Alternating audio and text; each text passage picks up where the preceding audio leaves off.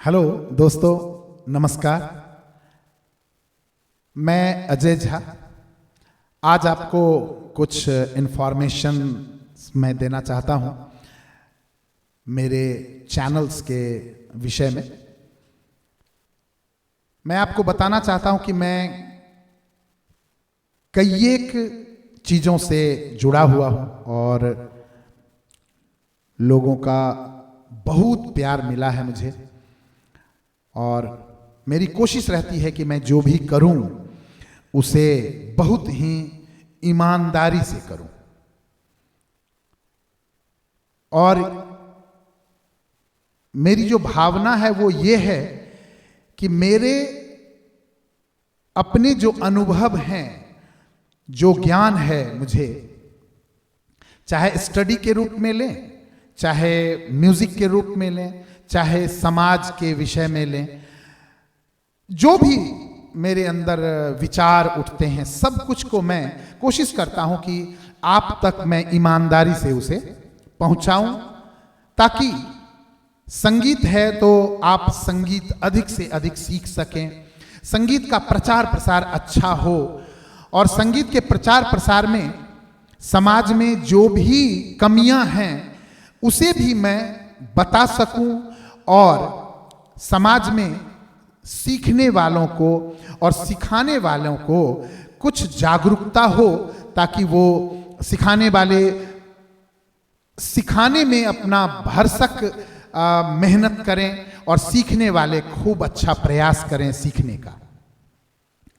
ठीक उसी तरह संगीत के ही क्षेत्र में कई एक विधा है। जैसे मेरा जो अनुभव है, मैं जो करता हूं, जैसे मैं क्लासिकल सिंगर रहा हूं, रेडियो से गाता हूं, टीवी पर भी गाता हूं, तो उसमें मैं बी हाई ग्रेड का क्लासिकल का आर्टिस्ट हूं। उसके बाद लाइट म्यूजिक में, चूंकि मैं भजन का भी प्रोग्राम करता रहा हूं, तो लाइट म्यूजिक में भजन का भी मैं आर्टिस्ट हूं रेडियो स्टेशन में, और गजल का भी रेडियो स्टेशन में आर्टिस्ट हूं। और बाय द वे मैं प्रोग्राम के तौर पर बहुत सारे देशों में जाकर के प्रोग्राम करके आया हूं। बहुत जगह लोगों का प्यार मुझे मिला है। तो मैं हर तरह के कार्यक्रम को करता रहा हूं। जैसे माता चौकी है, तो मैं बहुत लंबे लंबे समय का जो है माता चौकी का प्रोग्राम किया हूं, अपने ग्रुप के साथ जागरण किया हूं। उसके बाद गजल का प्रोग्राम किया हूं, बिल्कुल गजल की महफिल में, और भजन संध्या का प्रोग्राम किया हूं, जिसमें हर तरह के भजन को गाया हूं, और उसका अनुभव रहा है मेरा।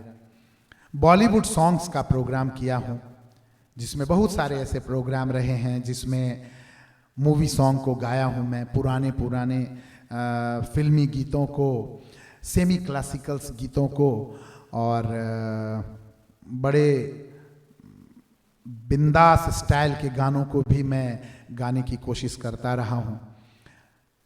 और मैं यही कहूंगा कि मैं कोशिश करता रहता हूं। कितना अच्छा गाता हूं ये आप सुनते हैं और आप बताते हैं, तो जिसके आधार पर लगता है कि मैं अच्छा गाता हूं, लेकिन मैं कभी ये खुद से नहीं सोचता हूं। और तो इन सारी विधाओं को अलग अलग तरीके से आप तक मैं पहुंचा सकूं, जिसके लिए मैं अलग अलग चैनल बनाया हूं, जिसमें सबसे पहला चैनल जो है वो संगीत से थोड़ा हटकर है, लेकिन मैं बताऊं आपको कि मैं म्यूजिशियन होने के साथ साथ एक इंसान भी हूं। समाज में जब भी मैं कभी कुछ भी देखता हूं, तो निश्चित रूप से उसे देखने पर विचार उठता है। जो व्यक्ति पढ़ा लिखा नहीं होता है, जब उसके अंदर भी विचार उठता है कि क्या अच्छा है, क्या बुरा है, क्या होना चाहिए, क्या नहीं होना चाहिए, तो मैं तो पढ़ा लिखा व्यक्ति हूं, तो इसीलिए हमारे अंदर वो विचार उठते रहते हैं।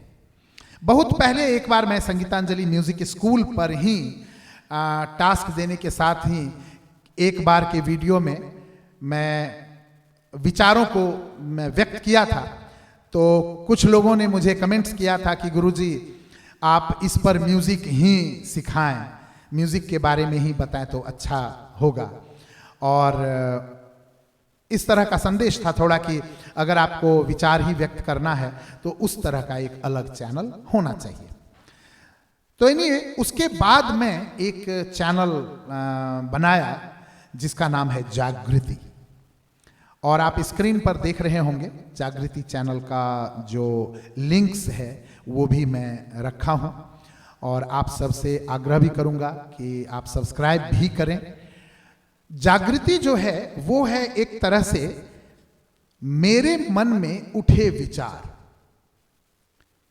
समाज सुधार के दृष्टिकोण से, समाज में हो रहे कोई भी कार्य से, राजनीति से संबंधित, देश में क्या हो रहा है, हमारी राजनीतिक पार्टियां क्या कह रही हैं, क्या कर रही हैं, हमारे गरीबों की हालत कैसी है, हमारे लोग जो इनसेंसिटिव बातें करते हैं, हमारे लोग जो सही तरीके से अपनी अभिव्यक्ति नहीं कर सकते हैं, कुछ ऐसे लोग जो अपने को व्यक्त करना चाहते हैं लेकिन व्यक्त नहीं कर पाते हैं, उनके लिए जागृति एक प्लेटफॉर्म की तरह काम करेगी।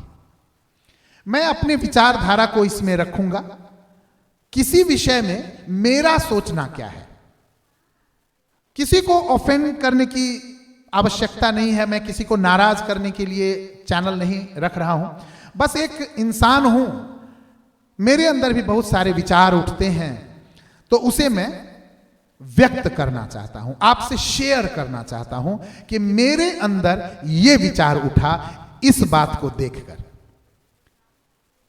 जैसे बहुत सारी बातें हैं, जैसे हमारे यहां मूवी बनती है, इंडिया में जो मूवी बनती है और जो बनती थी, मूवी बनाई ही जाती थी इसलिए कि इससे लोगों को प्रेरित किया जाए अच्छाई की ओर, और बुराई का क्या परिणाम होता है उसे दिखाने के लिए, समाज में क्या हो रहा है, पुलिस के खेमे में, पुलिस के बीच क्या हो रहा है, पुलिस किस तरह कार्य कर रही है समाज में, हमारे नेता किस तरह से कार्य करते हैं समाज में, या समाज में किस तरह कोई अच्छा व्यक्ति संघर्ष करके जीवन जीता है, किस तरह कुछ गुंडा तत्व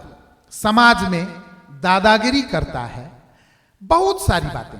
एक भाई भाई में कैसा प्यार होना चाहिए, एक रिश्ता नाता कैसा होना चाहिए, एक परिवार कैसा होना चाहिए, गरीबों के लिए हमारी क्या सोच होनी चाहिए, अमीरों के लिए हमारा कर्तव्य क्या है, बड़ों के लिए क्या कर्तव्य है, पिता माता के लिए क्या कर्तव्य है, इन सब बातों के लिए ही नाटक होता था पहले, यात्रा होती थी पहले, मूवी बनाए जाते थे, तो समाज में उसका किस तरह का परिणाम आता है और समाज उसे किस तरह से लेता है, क्या आज वो अफेक्ट हो रहा है, इन सब बातों पर आप ये कह लें कि किसी भी तरह की घटनाओं को देखकर, किसी भी तरह की क्रियाओं को देख करके जो मेरे अंदर में विचार उठते हैं, मैं उसे आप लोगों से शेयर करना चाहता हूं।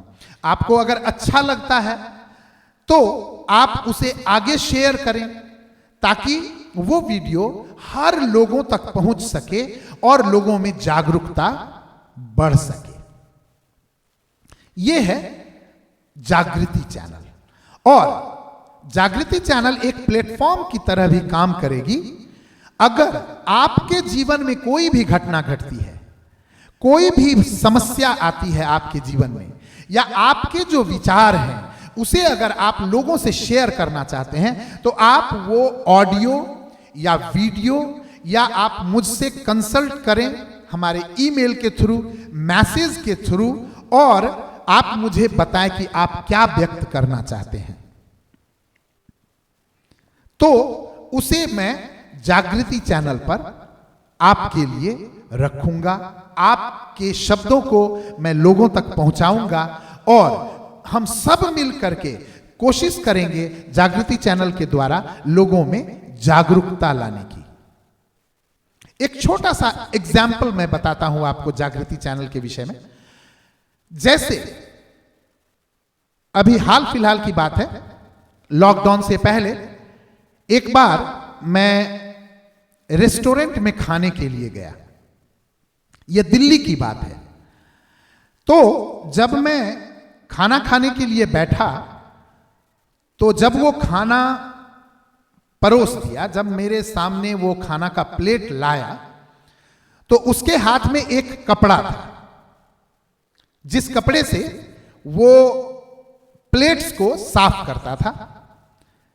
तो मैं देखा कि उसी कपड़े से 2 मिनट पहले वो आया, उसी कपड़े से टेबल को, जिस टेबल पर कुछ लोग खाना खा करके उठे थे, उसमें खाना उना गिरा हुआ था, उस पर थोड़ा पानी का छींटा मारा और उसी कपड़े से वो उसे साफ कर दिया। उसी कपड़े से साफ किया और बाहर जाकर के वो प्लेट, उस कपड़े को झाड़ दिया बिल्कुल रेस्टोरेंट के सामने।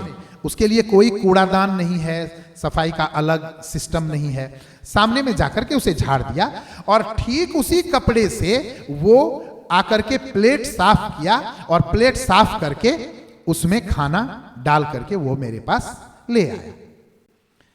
और चूंकि मैं एक स्टिंग ऑपरेशन कर रहा था उस समय, तो मेरे जो क्रू मेंबर थे वो कैमरा से वो कैद कर रहे थे।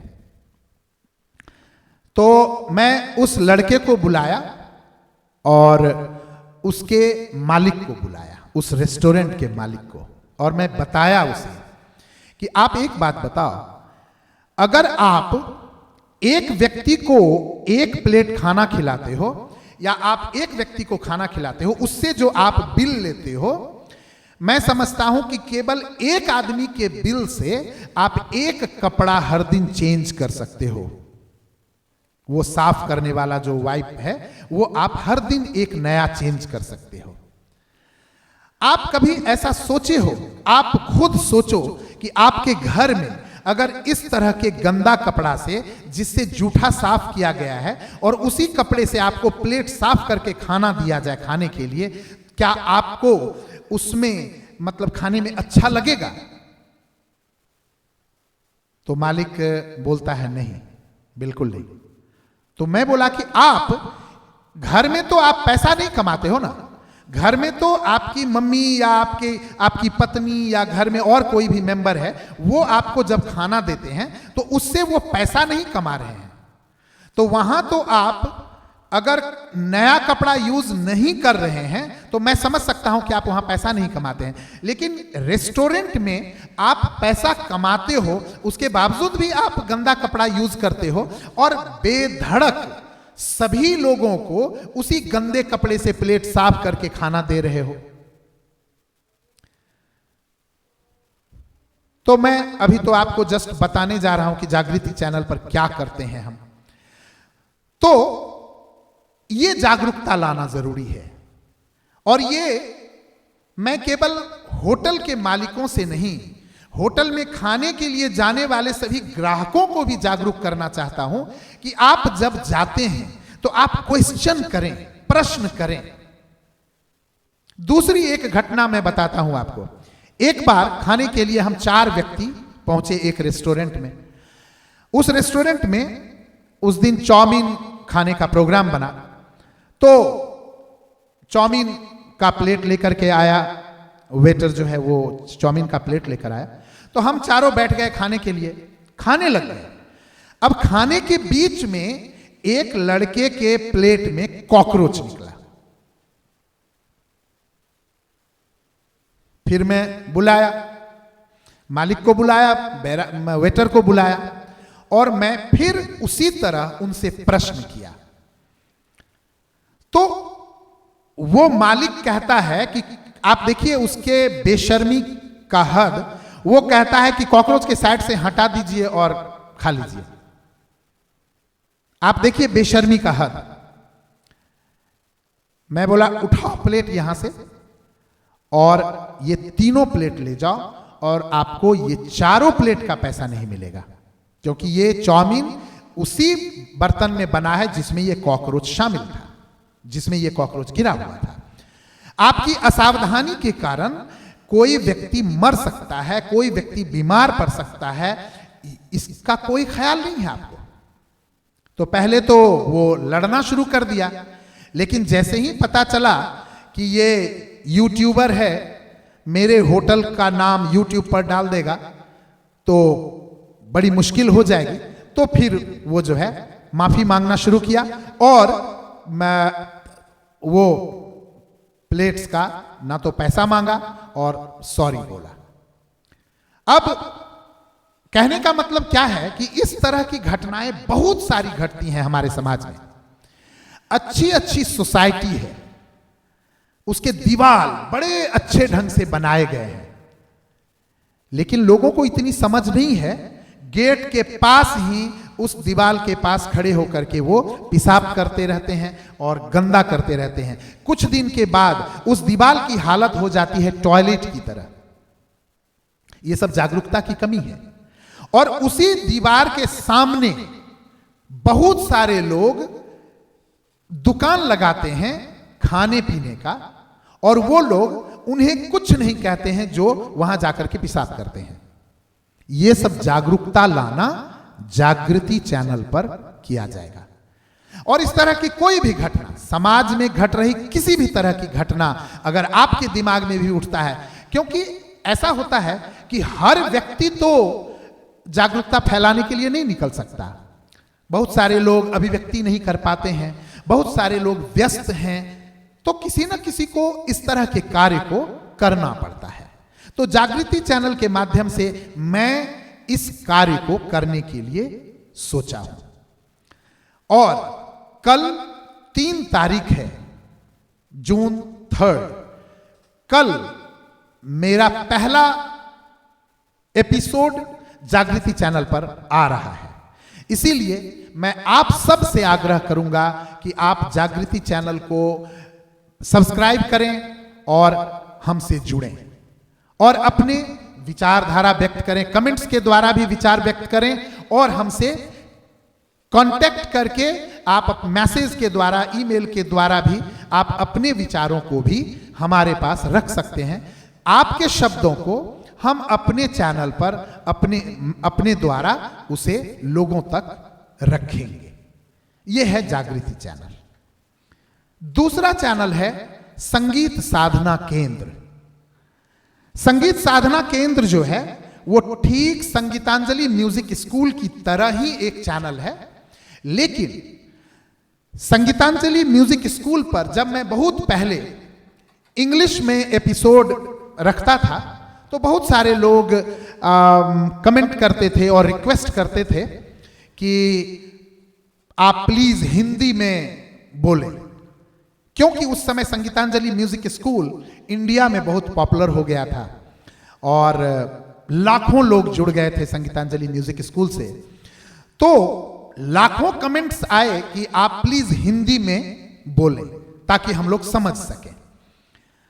तो फिर मैं उसमें हिंदी में बोलना शुरू किया। शुरू के कुछ वीडियोस जो हैं वो इंग्लिश में थे, उसके बाद बाकी सभी हिंदी में मैंने शुरू किया, और तब से लेकर अभी तक लगभग 100% मैं हिंदी में बोल रहा हूं।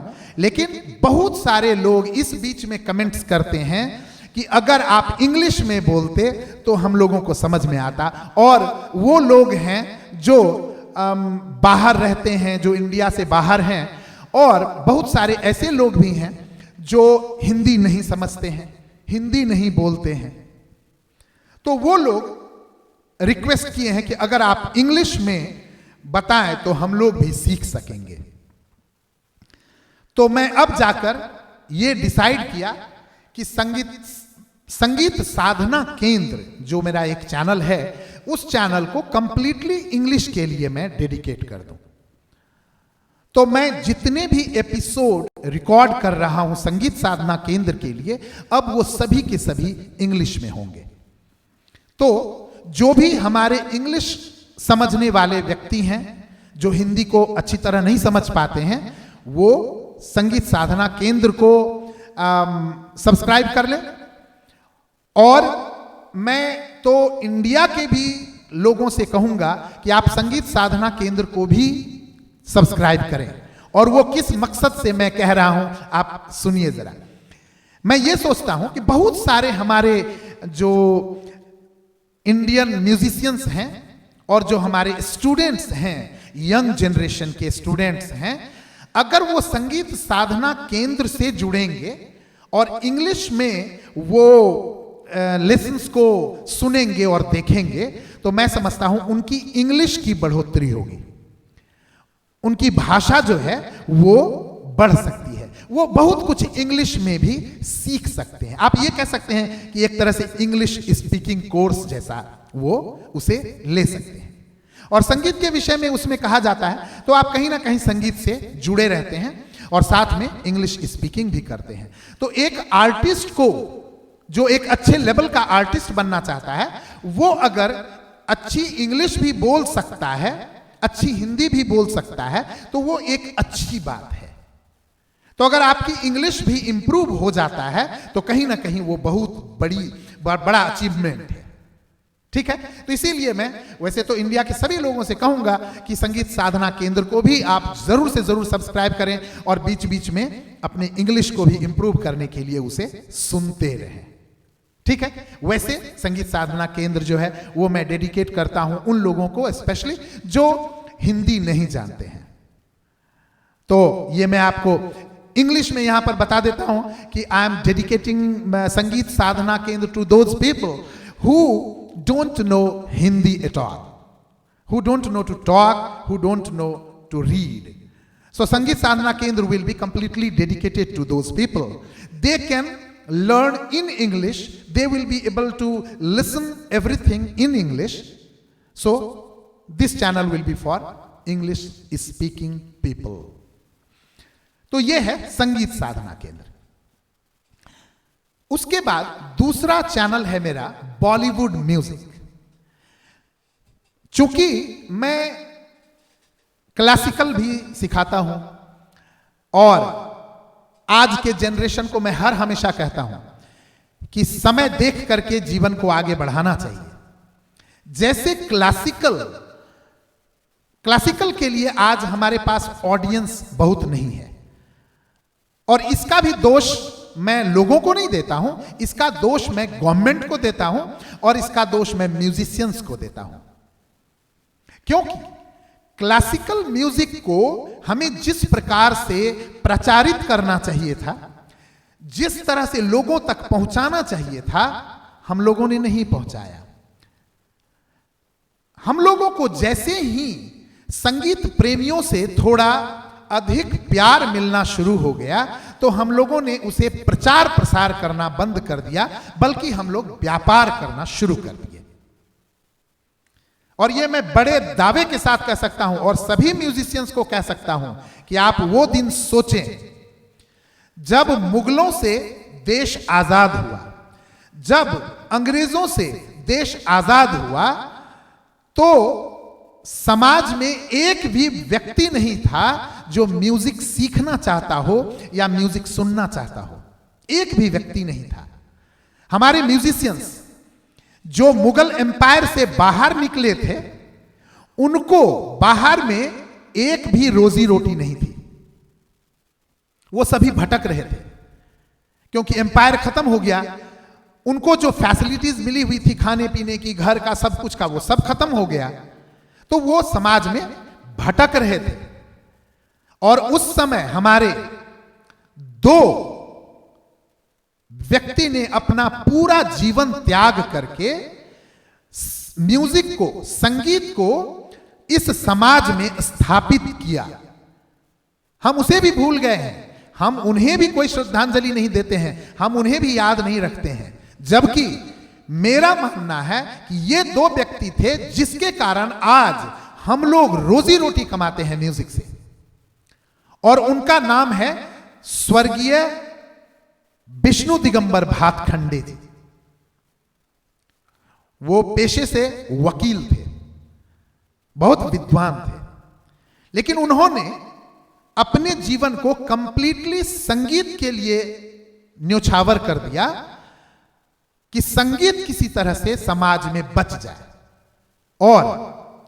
और दूसरे थे विष्णु दिगंबर पलुस्कर, वो ब्लाइंड थे, लेकिन वो भी अपने पूरे जीवन को म्यूजिक के लिए समर्पित कर दिया, और जिसके कारण आज म्यूजिक समाज में है। और हम ट्यूशन कमाते हैं, हम लोगों को सिखाते हैं, और लोग हमें पैसा देते हैं सीखने के लिए, फीस देते हैं सीखने के लिए। ये सब उनके त्याग का कमाल है। उस समय की बात है, अगर आप थोड़ा सा हिस्ट्री पढ़ेंगे तो आपको पता चलेगा, भातखंडे जी उस समय विद्यालय खोले और वो खुद भटक भटक करके संगीत सीख रहे थे, सीखते भी थे और संकलन भी करते थे। संकलन करने के लिए वो बहुत सारे जो गायक थे उस समय के, जो मुगल एम्पायर से बाहर निकले थे, मुस्लिम गायक थे जो बाहर थे, बड़े विद्वान गायक थे, अच्छे अच्छे गुणी थे, उनके पास जाते थे और उनसे कार्यक्रम करवाते थे, उनके सामने बैठकर सुनते थे, उनसे प्रश्न करते थे कि राग क्या है, थाट क्या है, आरोह क्या है, अवरोह क्या है, सारे प्रश्न करते थे और उसे धीरे धीरे वो लिपिबद्ध कर दिए, वो लिख दिए, जिसके कारण भातखंडे संगीत शास्त्र जो 6 भाग में है, वो भातखंडे संगीत शास्त्र में संगीत की सारी थ्योरियां हैं जो उन्होंने लोगों से सीखा, जमा किया, और शास्त्रों को पढ़कर, जो हमारे पुराने शास्त्र थे।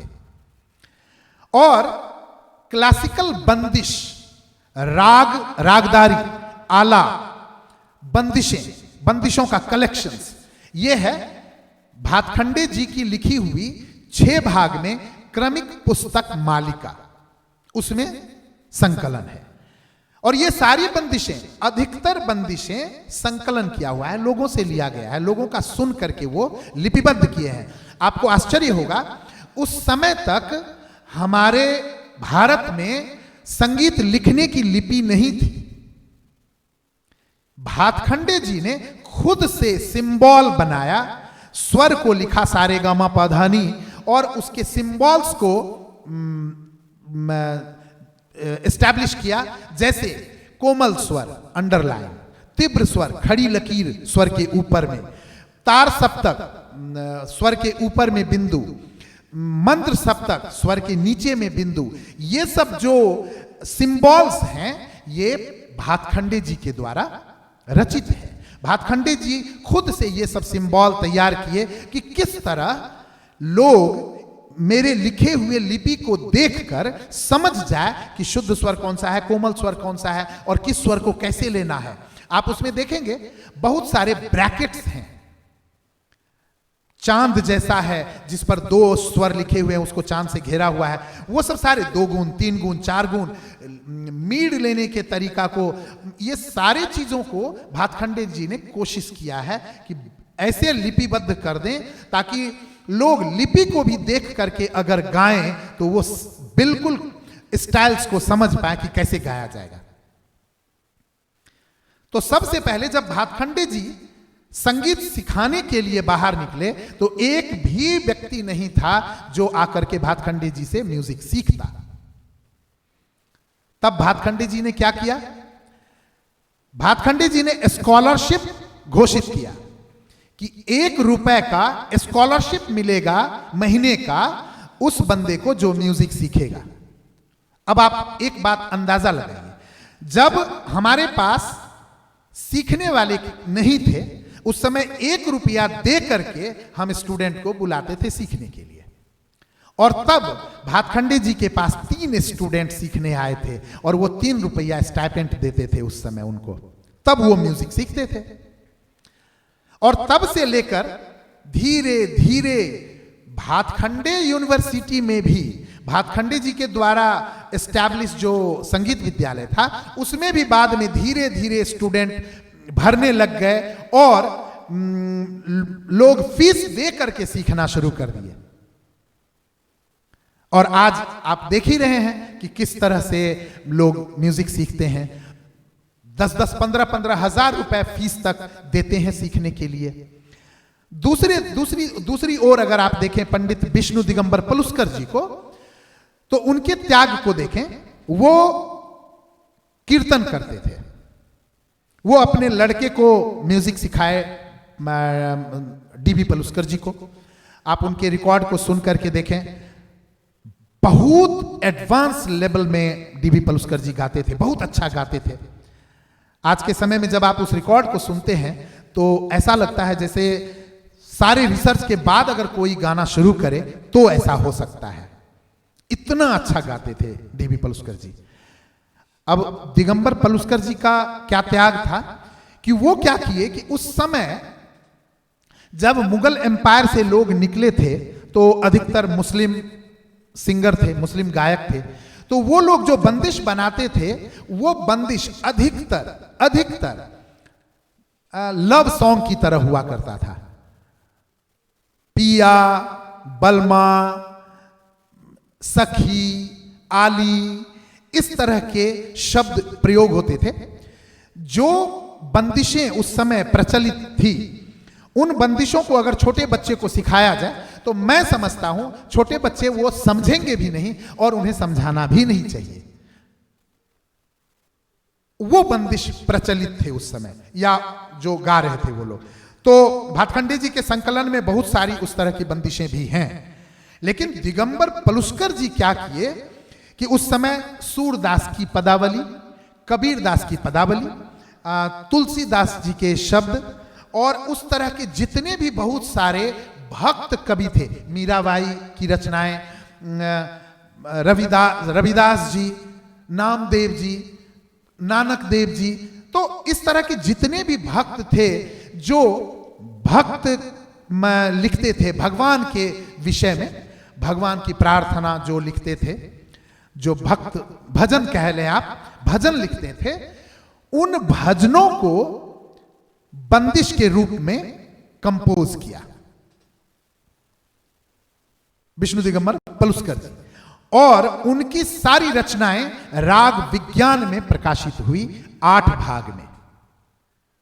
अगर आप नहीं जानते हैं तो पता करें, आपको पता चलेगा राग विज्ञान में। और दूसरी बात, पलुस्कर जी भी लिखने की नई पद्धति उस समय निर्माण किए थे। तो राग विज्ञान की जो लिखने की पद्धति है, स्वरलिपि की पद्धति, नोटेशन लिखने की पद्धति है, वो भातखंडे जी की पद्धति से भिन्न है, अलग है, लेकिन बहुत ही साइंटिफिक है वो भी। उसमें भी उन्होंने ये कोशिश किया था कि लोगों को ताल का सही ज्ञान हो जाए, मीड़ का सही समझ हो, खटका का सही समझ हो, स्वर लेने का तरीका समझ में आए, तार सप्तक, मंद्र सप्तक, मध्य सप्तक, सब चीज की समझ उसे अच्छी तरह हो। तो ये 2 व्यक्ति के त्याग से संगीत आगे बढ़ना शुरू हुआ और आज आप देख रहे हैं कि संगीत की स्थिति कैसी है। ठीक है, तो संगीत जो है वो एक तरह से आप ये कह लें कि बड़े त्याग के बाद फिर से समाज में फैला। उस समय संगीत को अच्छी नजर से देखा नहीं जाता था, क्योंकि मैं बहुत पहले एक एपिसोड में बताया था, संगीतांजलि म्यूजिक स्कूल के एपिसोड में, क्या हिस्ट्री है हमारी। संगीत जब मुगल शासन से बाहर निकला था, सभी संगीतज्ञ बाहर निकले थे, तो उसके बाद उन्हें खाने तक के लिए खाना नहीं हुआ करता था। तो उन्हें लाचारी में, पेट तो भरना है, लाचारी में उन्हें वेश्याओं के कोठे पर जाकर के संगीत कार्यक्रम करना पड़ता था। और वो भी कार्यक्रम समझिए लगभग 300-400 साल तक चलता रहा, क्योंकि उसके बाद अंग्रेजों का शासन हो गया। तो अंग्रेजों के शासन में भी संगीत का प्रचार प्रसार बाहर बिल्कुल नहीं हुआ।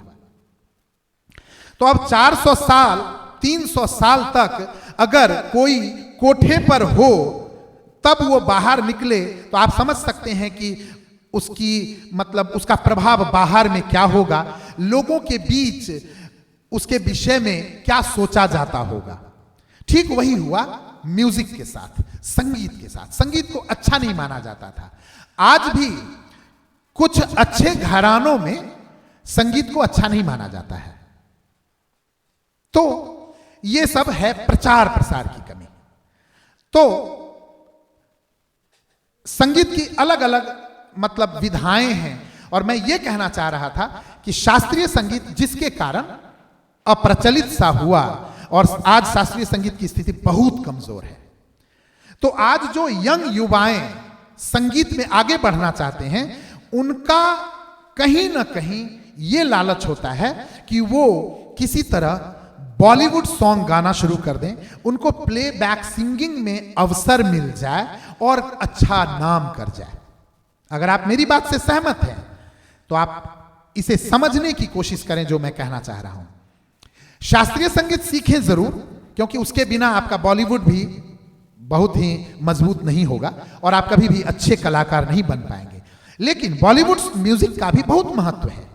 बहुत सारे म्यूजिशियंस नाम किए जिनको क्लासिकल से कोई मतलब नहीं था, लेकिन वो नाम किए केवल मूवी सॉन्ग को नकल करके गा करके। उसमें बहुत सारे उदाहरण आपके सामने हैं, आज भी हैं और पीछे भी थे। अभी भी सारेगामा और इंडियन आइडल्स जैसे कंपटीशन में लोग जाते हैं, और कुछ बहुत सारे ऐसे बच्चे होते हैं जो बहुत सुर में गाते हैं, बहुत अच्छा गाते हैं, लेकिन उनको पता चलता है कि वो कभी क्लासिकल नहीं सीखे हैं, तो वो नकल ही तो है और उसका भी नाम होता है। तो मेरे कहने का यह मतलब है कि मैं संगीत को इस दृष्टिकोण से सिखाना चाहता हूं बच्चों को, स्पेशली बच्चों को। बुजुर्गों के लिए मैं बिल्कुल खुला आसमान छोड़ा हुआ हूं। आप क्लासिकल सीखें, आप भजन सीखें, गजल सीखें, मूवी सॉन्ग सीखें, लोकगीत सीखें, जो भी सीखें मैं सिखाने के लिए तैयार हूं। लेकिन युवाओं को मैं अधिकतर प्रेरित करता हूं कि आप क्लासिकल सीखो सर्टेन लेवल तक, जैसे 2 साल, 3 साल, 4 साल आप क्लासिकल सीखें, और जब आपकी आवाज बहुत अच्छी तैयार हो जाती है, उसके बाद मैं आपके डायरेक्शन को चेंज करूंगा। और सिखाने की शुरुआत से ही दृष्टिकोण यह होगा कि आपको बॉलीवुड सिंगर बनना है, आपको स्टेज आर्टिस्ट बनना है, आपको भजन सिंगर बनना है। यह शुरू से ही आपके मन के मुताबिक वो डायरेक्शन दिमाग में रखा जाएगा। और क्लासिकल सिखाने में भी स्वरों के उन अभ्यास को आपको कराया जाएगा जिससे कि आप अच्छा भजन गा सकें, या अगर बॉलीवुड गाना चाहते हैं तो आप अच्छा बॉलीवुड सॉन्ग गा सकें। तो उस डायरेक्शन से सिखाया जाएगा, ताकि एक सर्टेन टाइम के बाद आप कंप्लीटली अपना टर्न लें और सीधा बॉलीवुड सिंगिंग शुरू कर दें, सीधा भजन गायक बने, सीधा गजल गायक बन जाए, सीधा लोक धुन आर्टिस्ट बन जाए। तो ये अलग अलग विधाएं हैं। तो जिसके कारण मैं पहले तो संगीतांजलि म्यूजिक स्कूल पर ही ये सारी विधाओं को बताता था, लेकिन बाद में चूंकि बहुत भीड़ हो गई, संगीतांजलि म्यूजिक स्कूल बहुत भीड़ हो गया जमा वहां, और सारे टास्क को एक ही चैनल पर डालने में मुझे मुश्किल होने लगी। तो मैं बॉलीवुड म्यूजिक को कंप्लीटली मैं डेडिकेट कर दिया हूं बॉलीवुड सॉन्ग्स के लिए। तो अगर आप बॉलीवुड सिंगिंग में जाना चाहते हैं, बॉलीवुड सॉन्ग्स को बजाना चाहते हैं ऑर्गन पर, हारमोनियम पर, वायलिन पर, बैंजो पर, तो आप बॉलीवुड म्यूजिक को जरूर से जरूर सब्सक्राइब कर लें। और इस पर एक से एक गानों का बहुत ही सही तरीके से नोटेशन और उसको सिखाया जाएगा।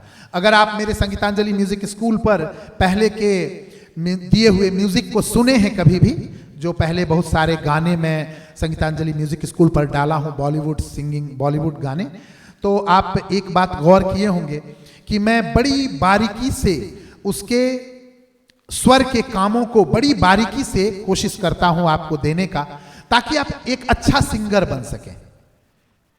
और उसमें जो उसके म्यूजिक हैं, जो इंटरल्यूड्स होते हैं, बीच में म्यूजिक बजता है, शुरू में म्यूजिक बजता है, इवन फिलर जो बजता है, टोटल चीज मैं कोशिश करता हूं गाने के बीच में उसे डालने का, ताकि आप उसे बहुत ही अच्छी तरह सीख सकें। अगर मेरे बताने के हिसाब से आप किसी गाने को गाते हैं या बजाते हैं तो मैं निश्चित रूप से दावे के साथ कह सकता हूं कि आपका बजाना बहुत ही प्रोफेशनल स्टाइल का होगा। तो यह है बॉलीवुड म्यूजिक। उसके बाद दूसरा चैनल है संगीतांजलि म्यूजिक स्कूल, जिससे बहुत सारे लोग परिचित हैं पूरे वर्ल्ड में। और जो संगीतांजलि म्यूजिक स्कूल पर अब तक बहुत सारी चीजों को मैं डालता था, क्लासिकल भी डालता था, भजन भी डालता था, गजल भी डालता था, मूवी सॉन्ग भी डालता था, तबला भी डालता था, बैंजो भी डालता था। लेकिन अब संगीतांजलि म्यूजिक स्कूल मैं डेडिकेट करने जा रहा हूं स्पेशली म्यूजिक सीखने के लिए, संगीत, शास्त्रीय संगीत सीखने के लिए। इसे कंप्लीटली मैं डेडिकेट करने जा रहा हूं। और उसके बाद चैनल है, और ये हिंदी स्पीकिंग है, Sangeetanjali music school Hindi speaking है, डेडिकेटेड।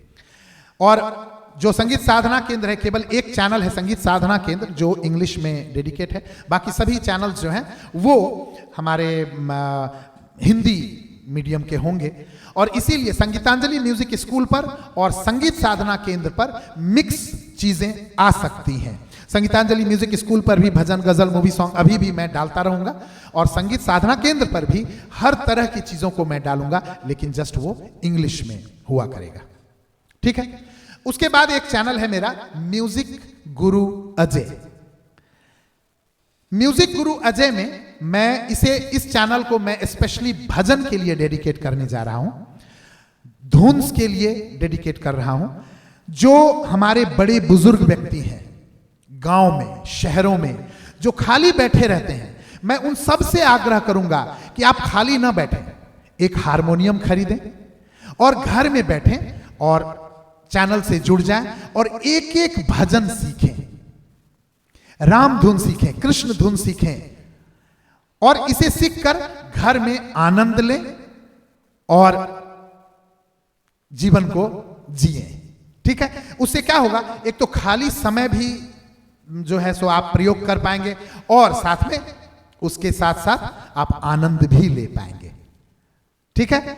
और इसमें हर तरह के डिवोशनल सॉन्ग्स अधिक होंगे, भजन, मूवी का भजन, राम धुन, कृष्ण धुन, ये सारी चीजें, कीर्तन, ये सब चीजें इसमें होंगी। और इसमें मैं कोशिश करूंगा आपको बहुत ही अच्छी तरीके से सारे नोटेशंस भी कोशिश करूंगा मैं देने का। कई एक बार व्यस्तता के कारण मैं नोटेशन नहीं लिख पाता हूं, लेकिन हारमोनियम से भी जो मैं बताऊंगा तो आप निश्चित रूप से उसे सीख पाएंगे। बस एक ही आग्रह है कि आप सभी चीज को पार्ट वाइज तैयार करें, एक ही बार में दो चार चीजें को हाथ ना लगाएं, एक एक चीज को सीखें और अच्छी तरह उसे याद करें, तैयार करें, तो आप अच्छा गा पाएंगे और आनंद भी ले पाएंगे। ठीक है। तो ये है म्यूजिक गुरु अजय भजन के लिए। दूसरा चैनल है मेरा अजय झा। अजय झा मेरा स्पेशल चैनल है जिस पर जितने गजल, जितने भजन, जितने शास्त्रीय संगीत और जो कुछ भी मैं सिखाऊंगा उन सब का प्रोफेशनल परफॉर्मेंस जो है वो मेरे इस चैनल पर हुआ करेगा। जैसे आप एक भजन सुनते हैं, जस्ट एक एग्जाम्पल मैं देता हूं।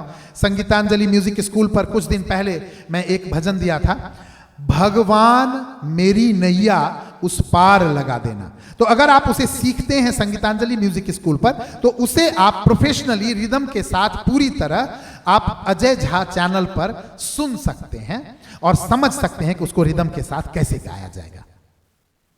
ठीक है। उसी तरह मूवी सॉन्ग्स, जो भी मूवी सॉन्ग्स मैं बताऊंगा आपको, उसको मैं अपने कवर के रूप में अजय झा चैनल पर डालूंगा। आप वहां पर उसे प्रोफेशनली सुन सकते हैं और आनंद ले सकते हैं। ठीक है।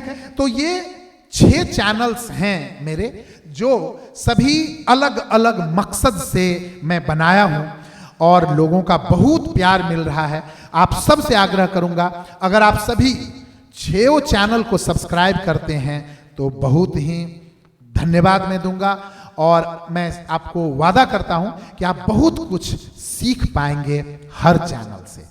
और हर एक चैनल के बेल आइकन को जरूर दबा लें ताकि आपको नोटिफिकेशन मिल जाए कि हमारे किस चैनल पर नया अपलोड हुआ है।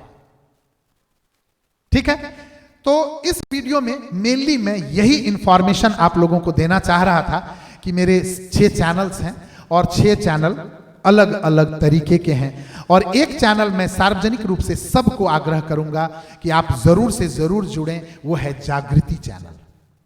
वो मैं इसलिए कहूंगा, अभी शुरू ही हो रहा है, कल पहला वीडियो उस पर लोड होने जा रहा है। कल पहला चैप्टर लूंगा मैं, किसी एक विषय को लेकर के मैं शुरू करूंगा।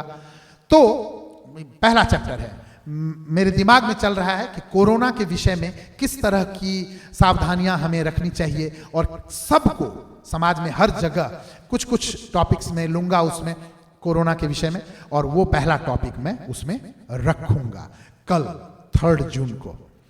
और आप सभी जागृति से जरूर जुड़ें, क्योंकि मैं ये समझता हूं कि समाज में कोई भी व्यक्ति कहीं भी, चाहे वो गांव में हो चाहे वो शहर में हो, आपके हर तरह के समस्या के विषय में आपके दिमाग में कुछ क्वेश्चन उठता है।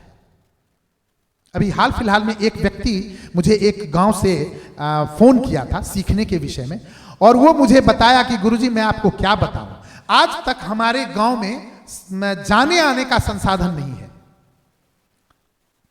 मेरे गांव से अगर शहर जाना है तो हमें 8-10 किलोमीटर तक पैदल चल करके जाना पड़ता है। हम भारत को डिजिटल बनाने जा रहे हैं। मोदी जी डिजिटल सरकार की बात करते हैं, कहते हैं कि सारे गांव में बिजली पहुंच गई है, सड़कें पहुंच गई हैं। कहां? तो अगर इस तरह के कोई भी प्रश्न हैं तो आप निश्चित रूप से मुझे मैसेज करें, और अगर आप उसे बोल करके देना चाहते हैं तो आपके बोलने को भी मैं जागृति चैनल पर डालूंगा, पब्लिश करूंगा। अगर आप वीडियो में बोल करके देना चाहते हैं किसी चीज को तो भी आप दे सकते हैं।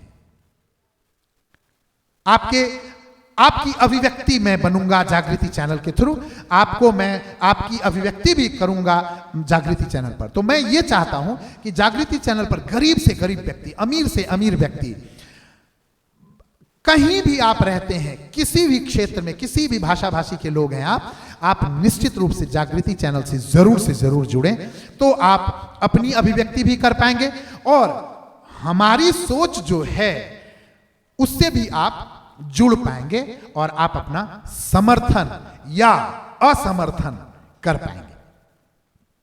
तो निश्चित रूप से जागृति चैनल के द्वारा हम चाहते हैं समाज में जागरूकता फैलाने के लिए, और मैं जानता हूं कि हर इंसान में एक पथ प्रदर्शक होता है, हर इंसान में कुछ ना कुछ ऐसी बातें होती है जो वो दूसरे को सिखाना चाहता है, सुनाना चाहता है, समझाना चाहता है। तो जागृति चैनल उसके लिए एक अभिव्यक्ति का चैनल बनेगा। तो मैं आप सबसे आग्रह कर रहा हूं, आज के आज जागृति चैनल को सब्सक्राइब करें और जागृति चैनल से जुड़ जाएं। ठीक है, इस वीडियो में यहां तक मैं समझता हूं लंबी भाषण हो गया, लेकिन आप इसे बर्दाश्त करें और निश्चित रूप से सभी चैनल्स को सब्सक्राइब करें ताकि आप कुछ ना कुछ सीख सकें।